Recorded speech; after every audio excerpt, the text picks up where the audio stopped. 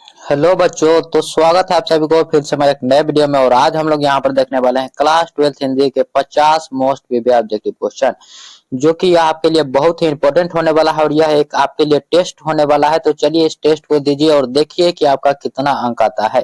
कोशिश कीजिएगा कि सभी प्रश्नों का आंसर कमेंट में लिखते चले, ताकि आपको मालूम चले कि मेरा कितना सही हुआ है।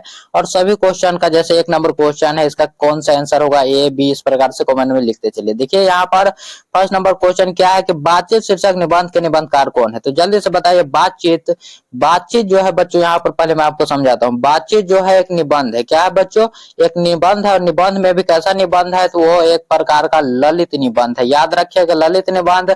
जिसके निबंधकार कौन है? तो वो है हमारे बाल कृष्ण भट्ट जी। क्या आपका आंसर सही था? जल्दी से कमेंट में बताइए।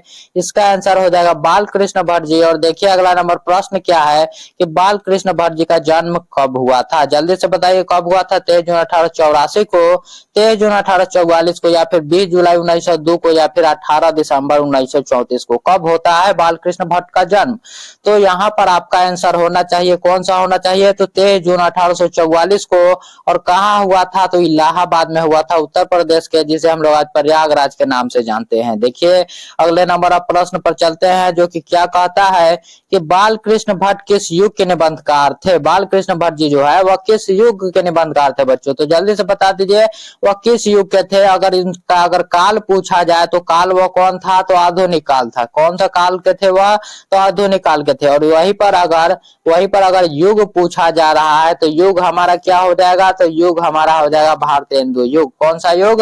भारतेंदु युग यहाँ पर हमारा राइट आंसर हो जाएगा। और देखिए अगले नंबर प्रश्न पर थोड़ा सा इसके रंग को यहाँ पर चेंज कर लिया जाता है, ताकि जो है आपको देखने में आसानी होगा। देखिए बाल कृष्ण भट्ट की रचना क्या है? बाल कृष्ण भट्ट की जो रचना है वह क्या है? तो एक प्रकार का निबंध है। निबंध में कैसा निबंध? तो वह एक प्रकार का ललित निबंध है, जो कि आपको मालूम होगा। कौन सा निबंध है बच्चों? तो वह है ललित निबंध, जिसको आप लोग याद रखिएगा। क्या है? ललित निबंध है, याद रखिएगा आप लोग। और चलिए अगले नंबर प्रश्नों को देखते हैं कि बातचीत के माध्यम से बाल कृष्ण भट्ट क्या बतलाना चाहते हैं। तो लोगों को बातचीत के माध्यम से बाल कृष्ण भट्ट जी क्या बतलाना चाहते हैं? कि क्या बातचीत की शैली को बताते हैं, क्या भाषण की शैली को बताते हैं, या फिर संवाद की शैली को, या फिर इनमें से किसी को भी नहीं बताते हैं? यहाँ पर आपका राइट आंसर क्या होगा? जल्दी से बता दीजिए। तो बातचीत जो है उसके माध्यम से हमारे लेखक बाल कृष्ण भट्ट जी जो है वह बताते हैं बातचीत की शैली को। बातचीत की शैली को कि किस प्रकार आखिर दो बूढ़ी लोग बात करते हैं, दो बूढ़े लोग बात करते हैं, और दो सहेलियां बात करते हैं, या फिर दो नौजवान व्यक्ति बात करते हैं। तो उसको देखने को आपको मिलेगा बातचीत चैप्टर में। याद रखिएगा, जो कि बाल कृष्ण भट्ट जी की रचना है, निबंध है। हिंदी के एडिशन निम्नलिखित में से कौन कहे जाते हैं? तो हिंदी के एडिशन और स्टील के श्रेणी में आचार्य रामचंद्र शुक्ल ने बाल कृष्ण भट्ट को रखा था। इसको आप लोग याद रखिएगा, चूंकि यह बार बार आपसे पूछा जाता है, याद रखिए। और यह एडिशन क्यों कहते हैं? जैसे बल्ब का आविष्कार एडिशन ने किया था, और उसी प्रकार ठीक बाल कृष्ण भट्ट ने भी इस दुनिया को अपने निबंधों से यहाँ पर क्या किया है? तो प्रकाशित किया है। चूंकि उन्होंने 1000 से भी अधिक निबंधों को लिखा है भट्ट निबंध माला में। किसने? तो बाल कृष्ण भट्ट ने। याद रखिएगा। देखिए अगला नंबर प्रश्न की बातचीत शीर्षक निबंध के अनुसार जो कुछ मवाद या धुआं जमा रहता है वह भाप बनकर निकल पड़ता है कैसे? आखिर वह कैसे भाप बनकर निकल पड़ता है? क्या बहस करके निकल पड़ता है, या फिर झगड़ा करके, या फिर बातचीत के जरिए, या फिर हंसने से? आखिर ऐसा कौन सा कारण है जिससे हमारे जो भीतर जो है धुआं जमा रहता है या फिर मवाद जमा रहता है वह निकल पड़ता है? तो वह निकल पड़ता है बहस के जरिए। किसके जरिए? तो बातचीत के जरिए बच्चों। बहस नहीं होगा, बिल्कुल भी नहीं बहस होगा, बातचीत होगा। बातचीत करने से जो है वह दिल जो है वह हल्का और स्वच्छ होता है। याद रखिए। देखिए अगला नंबर प्रश्न कि जैसा काम वैसा परिणाम किस लेखक द्वारा रचित प्रहसन है? तो जैसा काम वैसा परिणाम जो है यह बाल कृष्ण भट्ट जी का प्रहसन है। याद रखिएगा क्या है? तो यह एक प्रकार का प्रहसन है, जो कि बाल कृष्ण भट्ट जी द्वारा रचित है। और देखिए 9वां नंबर प्रश्न कि उसने कहा था शीर्षक कहानी में पलटू राम कौन था बच्चों? तो पलटू राम नहीं होना चाहिए, यहाँ पर पोल्हू राम होना चाहिए। पोल्हू राम थोड़ा सा टाइपिंग मिस्टेक, और यह टाइपिंग मिस्टेक मेरा नहीं है, बल्कि बिहार बोर्ड की तरफ से ही यह टाइपिंग मिस्टेक हुआ है। याद रखिएगा। और वह पोल्हू राम जो था वह था डाक बाबू। कौन था? तो डाक बाबू था, जो कि ऑप्शन नंबर बी में हमारा दिया गया है, और यही हमारा यहाँ पर राइट आंसर होगा। और देखिए अगला नंबर प्रश्न की गुलेरी जी का जन्म हुआ था। तो कब हुआ था चंद्र शर्मा गुलेरी जी का जन्म? तो वह हुआ था जयपुर राजस्थान में। कब हुआ था, कहाँ हुआ था, तो कहाँ हुआ था बच्चों, तो जयपुर राजस्थान में। और पूछा जाए कि कब हुआ था, तब आप लोग क्या बताएंगे, तो 1883 में इनका जन्म होता है। किस दिन को, तो उसको भी आपको बताना है कमेंट में। देखिए सुखमय जीवन किसकी रचना है, तो सुखमय जीवन जो है यह चंद्रधर शर्मा गुलेरी जी की रचना है। और सुखमय जीवन एक प्रकार का बच्चों कहानी है, क्या है, तो सुखमय जीवन जो है एक प्रकार का कहानी है जो कि चंद्रधर शर्मा गुलेरी जी द्वारा रचित है। देखिए अगला नंबर प्रश्न की कछुआ धर्म किसकी कृति है, तो कछुआ धर्म जो है यह किसकी कृति का मतलब क्या होता है, यानी कि किसने इसे रचा है, तो इसको रचने वाले भी हमारे कौन है, तो चंद्रधर शर्मा गुलेरी जी ही है। कछुआ धर्म को भी रचने वाले चंद्रधर शर्मा गुलेरी जी ही है, याद रखिएगा।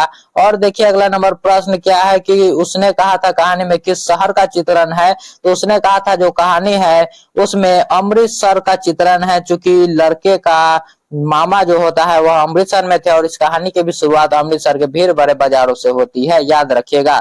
देखिए अगला नंबर प्रश्न कि भारतीय सिपाहियों का किसके साथ संघर्ष हुआ था बच्चों, तो भारत के सिपाही जो थे वह जर्मनी के खिलाफ लड़ रहे थे, याद रखिएगा। जर्मनी से उस वक्त युद्ध चल रहा था क्योंकि उस वक्त भारत जो है अंग्रेजों का गुलाम था, तो अंग्रेजों के साथ मिलकर किससे, तो जर्मनी से युद्ध कर रहा था, याद रखिएगा। देखिए अगला नंबर प्रश्न कि जर्मन लेफ्टिनेंट को किसने मार गिराया, जर्मन लेफ्टिनेंट जो कि पलटन साहब का जो है वह भेष बना कर आया था, उसको मार गिराए थे कौन, सूबेदार ने, बोधा सिंह ने, लहरा सिंह ने या फिर वजीरा सिंह ने, किसने आखिर मार गिराया था, तो वह गिराए थे लहरा सिंह। और उसके जेब से क्या क्या बरामद होता है यह आपको कमेंट में बताना है बच्चों, कि आखिर जर्मन लेफ्टिनेंट के जेब से क्या बरामद हुआ था वह आप लोग कमेंट में बताइए। देखिए यहाँ पर चंद्रधर शर्मा गुलेरी की कौन सी कहानी है, यहाँ पर चंद्रधर शर्मा की लिखी हुई कहानी इसमें से कौन है, क्या जूठन है, क्या रोज है, उसने कहा था या फिर तिरछे, इसमें से कौन सी उनकी रचना है बच्चों, तो उनकी रचना यहाँ पर हो जाएगा उसने कहा था। उसने कहा था जिसे हिंदी के विकास में मील का भी पत्थर माना जाता है, हिंदी के विकास में इसे मील का पत्थर माना जाता है, किसको, तो उसने कहा था चैप्टर को। और देखिए कि उसने कहा था कहानी के कहानीकार कौन है बच्चों, तो उसने कहा था कहानी जो है इसके लेखक यानी कि कहानीकार है हमारे चंद्रधर शर्मा गुलेरी जी, कौन, चंद्रधर शर्मा गुलेरी जी, यहाँ पर हमारा राइट आंसर हो जाएगा। और देखिए अगला नंबर प्रश्न कि बुद्धू का कांटा रचना किसकी है, बुद्धू का कांटा जो है यह किसकी रचना है, तो यह भी चंद्रधर शर्मा गुलेरी जी की रचना है, याद रखेगा। इन्होंने 3 कहानियां लिखा था, उसने कहा था, बुद्धू का कांटा और सुखमय जीवन, 3 को उन्होंने तीन ही कहानियां लिखा था, कौन कौन, उसने कहा था बुद्धू का कांटा और सुखमय जीवन को, और उसी में से एक यह रचना है। देखिए गुलेरी जी ने कुल कितनी कहानियां लिखी है बच्चों, तो कुल कितनी कहानियां लिखी थी, उसने कहा था सुखमय जीवन और बुद्धू का कांटा, कुल 3 कहानियां उन्होंने लिखा है। और उन्होंने कई उपन्यास को भी लिखा और निबंधों को भी लिखा है, याद रखिएगा। जयप्रकाश नारायण के अनुसार सदानंद जी किस प्रेस के मालिक थे, तो जयप्रकाश नारायण जो है उनके बारे में सबसे पहले जानिए आप लोग कि जयप्रकाश नारायण वही है जिन्हें लोक नायक के नाम से जाना जाता है और जिन्होंने पटना के गांधी मैदान में क्या कराया था, तो छात्र आंदोलन कराया था। उनके अनुसार सदानंद जी जो है वह फ्री प्रेस के मालिक, यहाँ पर क्या क्या कहा जा रहा है, किस प्रेस के मालिक थे, तो वह थे बच्चों फ्री प्रेस के मालिक, सदानंद जी फ्री प्रेस के मालिक थे, याद रखिएगा आप लोग। और देखते हैं अगले नंबर क्वेश्चन को। अगला नंबर क्वेश्चन क्या है यहाँ पर कि अमेरिका से लौटने के बाद जयप्रकाश नारायण किस पार्टी में शामिल हुए, तो जयप्रकाश नारायण जो है वह किस पार्टी में शामिल हुए, जल्दी से बताइए यहाँ पर, क्या भारतीय जनसंघ में, जनता दल में या फिर सोशलिस्ट पार्टी या फिर कांग्रेस में, आखिर किस में उन्होंने वहां पर क्या किया था, तो शामिल हुए, तो वह हुए थे गांधी जी की पार्टी यानी कि कांग्रेस में शामिल हो गए थे जयप्रकाश नारायण अमेरिका से लौटने के बाद। और जब वह अमेरिका से आए तो उन्हें कई चीजों को भी सहना पड़ा, उन्हें अमेरिका का दलाल भी कहा गया था, याद रखिएगा।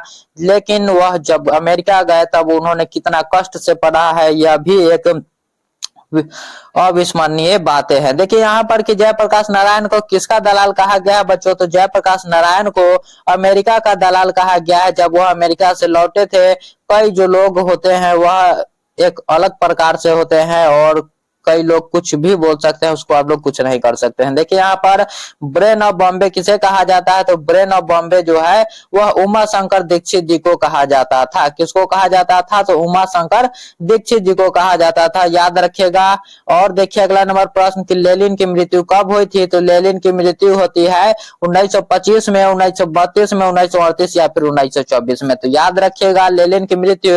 और उसी समय जो है जयप्रकाश नारायण मार्क्सवादी भी बने थे, तो वहां पर हमारा राइट आंसर हो जाएगा 1924 में। लेनिन की मृत्यु कब होती है? 1924 में। और इसी वक्त जयप्रकाश नारायण भी मार्क्सवादी बने थे। देखिए कि किसे लोकनायक के नाम से जाना जाता है। लोकनायक के नाम से जाने जाने वाला कौन व्यक्ति था? तो लोकनायक जो है एक ही व्यक्ति को कहा जाता है, वो कहा जाता है जयप्रकाश नारायण जी को। किसको? तो जयप्रकाश नारायण जी को कहा जाता है, जो कि हमारे बिहार के रहने वाले थे और बिहार में कई चीजें उन्होंने किया, जिसमें से छात्र आंदोलन एक है। और याद रखिएगा उस छात्र आंदोलन में इतनी भीड़ इकट्ठी हुई जो कि आज तक नहीं हुई। देखिए जयप्रकाश नारायण की पत्नी का नाम क्या था? तो जयप्रकाश नारायण की पत्नी का नाम यहाँ पर हो जाएगा प्रभावती देवी। क्या था? प्रभावती देवी, याद रखिएगा आप लोग। और देखिए यहाँ पर ऑप्शन नंबर सी पहले हम लोग राइट आंसर लगाते हैं और बढ़ते हैं अगले नंबर प्रश्न पर कि रिकंस्ट्रक्शन ऑफ इंडियन पॉलिटी जो पुस्तक है उसकी रचनाकार कौन है? रिकंस्ट्रक्शन ऑफ इंडियन पॉलिटी नाम का एक पुस्तक है जिसके रचनाकार है हमारे जयप्रकाश नारायण जी। कौन है? तो जयप्रकाश नारायण जी। यहाँ पर ऑप्शन नंबर डी हमारा राइट आंसर हो जाएगा। और देखिए अगला नंबर प्रश्न कि जयप्रकाश नारायण के बचपन का क्या नाम था? तो जयप्रकाश नारायण जिनके बचपन का नाम बाउल था। क्या था बच्चों? तो बाउल था। यहाँ पर ऑप्शन नंबर सी हमारा राइट आंसर हो जाएगा। और देखिए अगला नंबर प्रश्न कि जयप्रकाश नारायण ने किस साल छात्र आंदोलन का नेतृत्व किया था? तो याद रखिए आप लोग 5 जून 1974। कब किए थे? तो 5 जून 1974, जब वह पटना के गांधी मैदान में अपना छात्र आंदोलन करते हैं छात्रों के कहने पर। किसके कहने पर? तो छात्रों कहने पर। क्योंकि उनका उस वक्त एक शर्त भी होता है कि मैं सुनूंगा सबकी लेकिन आखिरी फैसला मेरा होगा। याद रखिएगा। देखिए अगला नंबर प्रश्न कि दल विहीन लोकतंत्र किसके मूल उद्देश्यों में है? तो दल विहीन लोकतंत्र जो है वह मार्क्सवाद तथा लेनिनवाद के मूल उद्देश्यों में से है। किसके? तो मार्क्सवाद तथा लेनिनवाद के मूल उद्देश्यों में से है। ऑप्शन नंबर बी हमारा यहाँ पर राइट आंसर हो जाएगा। देखिए कि रामधारी सिंह दिनकर की पहली कविता पुस्तक प्रणभंग जब प्रकाशित हुई तब वे कितने वर्ष के थे? तो सबसे पहले इस क्वेश्चन से यह सीखिए कि रामधारी सिंह की सबसे पहली कविता कौन सी थी? तो प्रणभंग, जो कि प्रकाशित होती है जब वह कितने वर्ष के थे? तब वह जो है 21 वर्ष के थे। कितने वर्ष के थे बच्चों? तब वह 21 वर्ष के थे। याद रखिएगा जब प्रणभंग प्रकाशित हुआ था। प्रणभंग क्या हुआ था? तो प्रकाशित हुआ था। अपने जीवन के अंतिम दिनों में किसने नारीत्व की भी साधना की थी? तो अपने जीवन के अंतिम दिनों में याद रखिएगा महात्मा गांधी ने नारीत्व की साधना किए थे। किसने? तो यहाँ पर हो जाएगा महात्मा गांधी ने। महात्मा गांधी हमारा राइट आंसर। और देखिए अगला नंबर प्रश्न कि शंकर और पार्वती का कल्पित रूप क्या है? तो शंकर और पार्वती का कल्पित रूप जिसे हम लोग अर्धनारीश्वर के नाम से जानते हैं, और अर्धनारीश्वर एक रचना भी है जिसके रचनाकार है हमारे रामधारी सिंह दिनकर जी। कौन है? तो हमारे याद रखिएगा राष्ट्र कवि रामधारी सिंह दिनकर जी, जो कि साहित्य अकादमी, पद्म भूषण और ज्ञानपीठ पुरस्कार और कई सारे पुरस्कारों से क्या हुए हैं बच्चों? तो पुरस्कृत हुए हैं। और वह हमारे बिहार के ही रहने वाले थे। देखिए दिनकर का जन्म कब हुआ था? तो राष्ट्र कवि रामधारी सिंह दिनकर जी का जन्म अगर पूछा जाए तो याद रखिएगा 23 सितंबर 1908 को उनका जन्म होता है। 23 सितंबर 1908 को उनका जन्म होता है। इस बात को आप लोग याद रखिएगा। देखिए अगला नंबर प्रश्न कि संस्कृति के 4 अध्याय किसकी कृति है? तो संस्कृति के 4 अध्याय एक रचना है जिस पर उन्हें साहित्य अकादमी पुरस्कार मिलता है। किसको? तो किसको मिलेगा? जिसने उसे लिखा होगा। और किसने लिखा था? तो रामधारी सिंह दिनकर ने लिखा था संस्कृति के 4 अध्याय बुक को, और उसी पर उन्हें साहित्य अकादमी अवार्ड भी मिलता है। देखिए अर्धनारीश्वर किस विद्या से संबंधित है? तो अर्धनारीश्वर जो है बच्चों यह एक प्रकार का निबंध है। याद रखिए क्या है? निबंध है, जो कि शंकर और पार्वती के कल्पित रूप को दर्शाता है और नारी और पुरुष की समानता को बताता है। देखिए कि नारी और नर एक ही द्रव की ढली 2 प्रतिमाएं है। यह जो पंक्ति है कि शीर्षक पाठ की है, तो यह जो पंक्ति आया है कि नारी और नर दोनों एक ही द्रव की ढली प्रतिमाएं है, यह आया है हमारे अर्धनारीश्वर चैप्टर से। अर्धनारीश्वर चैप्टर में ही पुरुष और स्त्री की समानता के बारे में बात किया गया है। कैसे बताया गया है कि आखिर कृषि का आविष्कार होने के बाद नारियों का जो है वह क्या हो गया? तो नारी जो है वह पिछड़ गई। किस प्रकार? वह पेड़ पर पेड़ पर लपेटी हुई लता बन गई और पुरुष जो है वह वृक्ष बन गया। निम्न में रामधारी सिंह दिनकर की रचना कौन सी है बच्चों? तो रामधारी सिंह दिनकर जी की रचना, जिसे हम लोग उर्वशी के नाम से जानते हैं। क्या जानते हैं हम लोग? उर्वशी के नाम से हम लोग जानते हैं, याद रखिएगा। और देखिए, उर्वशी पर अगर पूछा जाए कि उर्वशी पर उन्हें कौन सा पुरस्कार मिला था, तो वह मिला था ज्ञानपीठ पुरस्कार। याद रखिए, कौन सा पुरस्कार बच्चों? तो ज्ञानपीठ पुरस्कार उन्हें मिलता है उर्वशी रचना पर। देखिए, नारी तो हमहु करो करी तब न किया विचार, जब जानी पड़ी हरि नारी महाविकार। यह जो पंक्ति है किस पाठ से लिया गया है? तो यह जो पंक्ति है बच्चों, अर्धनारीश्वर पाठ से लिया गया है। अर्धनारीश्वर पाठ से लिया गया। और यह विचार किसका था? तो यह था कबीर जी का विचार। याद रखिएगा ये भी बात को। अगर पूछ लिया जाए कि इस लाइन को आखिर रामधारी सिंह दिनकर ने किस से कहां से लिया है, तो कबीरदास के पंक्तियों में से लिया है। देखिए कि दिनकर को किस कृति पर भारतीय ज्ञानपीठ पुरस्कार प्राप्त हुआ, या फिर कहा जाए कि ज्ञानपीठ पुरस्कार से सम्मानित रचना कौन है? तो जो कि जैसा कि मैंने आपको ऊपर बताया था, उर्वशी, जिस पर रामधारी सिंह दिनकर जी को ज्ञानपीठ पुरस्कार मिलता है। इसलिए हमारा ऑप्शन नंबर बी हमारा राइट आंसर हो जाएगा। और चलते हैं अगले नंबर प्रश्नों पर कि युद्ध और शांति की समस्या पर लिखी गई काव्य कृति कौन सी है? तो युद्ध और शांति पर लिखी गई काव्य कृति, जिसे हम लोग आज रश्मि रथी के नाम से जानते हैं, या फिर कुरुक्षेत्र। जल्दी से बताइए, रश्मि रथी या फिर कुरुक्षेत्र होगा? जल्दी से दोनों में से आंसर बताइए। तो अब आपका आंसर होना चाहिए कुरुक्षेत्र, चूंकि युद्ध और शांति की बात किया जा रहा है। और रश्मि रथी में क्या है? रश्मि रथी का एक बड़ा ही फेमस लाइन है कि वर्षों तक वन में घूम घूम, जिसे आप लोग पढ़िएगा, बहुत ही अच्छा लगेगा आपको पढ़ने में, बहुत ही अच्छा लगेगा। और चलते हैं अगले नंबर प्रश्नों पर कि अर्धनारीश्वर कल्पित रूप है। तो अर्धनारीश्वर जो है बच्चों, वह किसका कल्पित रूप है? तो वह हो जाएगा शिव और पार्वती का कल्पित रूप। किसका? तो शिव और पार्वती का कल्पित रूप यहाँ पर हमारा राइट आंसर हो जाएगा। और देखिए कि शेखर एक जीवनी किस विद्या की कृति है? तो शेखर एक जीवनी जो है वह किस विद्या से संबंधित है बच्चों? तो वह हो जाएगा उपन्यास एक प्रकार का। क्या है? तो यह एक प्रकार का उपन्यास है, जिसके रचनाकार कौन है? जल्दी से आप लोग बताइए कमेंट में, किसके रचनाकार कौन है शेखर एक जीवनी के। और देखिए कि रोज शीर्षक कहानी के लेखक कौन है बच्चों? तो रोज शीर्षक कहानी, रोज क्या है? तो रोज एक कहानी है। रोज कहने से भी मैं आपको पहले ये बता दूं कि रोज कहानी का नाम पहले क्या था? तो पहले इसका नाम था गैंग्रीन। क्या था बच्चों? तो गैंग्रीन था। और गैंग्रीन होता क्या है? तो गैंग्रीन एक प्रकार की बीमारी होती है जो कि कांटे चुभने के कारण होता है। और याद रखिएगा कि इसके लेखक कौन है? तो अज्ञेय जी है, जिसका पूरा नाम सच्चिदानंद हीरानंद वात्स्यायन अज्ञेय जी है। याद रखिए और आंसरों को कमेंट में लिखते चलिए आप लोग। देखिए अगला नंबर प्रश्न कि निम्न में से किस कहानी में गैंग्रीन का उल्लेख आया है? तो गैंग्रीन का उल्लेख आया है हमारे रोज चैप्टर में। याद रखिए, रोज चैप्टर में जो महेश्वर होता है, मालती का पति, कौन? तो महेश्वर जो होता है वह गैंग्रीन बीमारी का इलाज करता है।